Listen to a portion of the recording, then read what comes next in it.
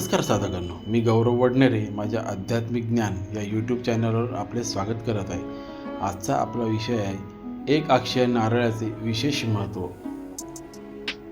या नारळाची पूजा केल्याने आपल्याला काय फळ प्राप्त होते, तर जाणून घेऊया एक अक्षय नारळाचे महत्त्व। साधकांनो, हे नारळ सामान्य नारळासारखे असते, पण यावर एकच डोळा असतो, म्हणून याला एक अक्षय नारळ म्हणतात। हे नारळ घरात असल्याने कोणत्याही वाईट गोष्टीचा प्रभाव पडत नाही, नजरबाधा कर्णीपिडा लागत नाही।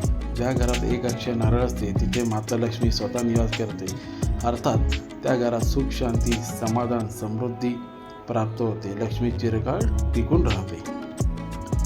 पौर्णिमेच्या दिवशी एक अक्षय नारळाची विधिवत पूजा करून त्याची देवघरात स्थापना केल्याने कोणत्याही वाईट तांत्रिक बाधा होत नाही आणि संपत्तीमध्ये वाढ होते। घराचे जमिनीचे व्यापाराचे प्रश्न असतील तर ते लवकरात लवकर मार्गी लागतात, माणसाचे स्वप्न पूर्ण होते, आर्थिकदृष्ट्या तो समृद्ध होतो, घरातील नजरबाधा दूर होते,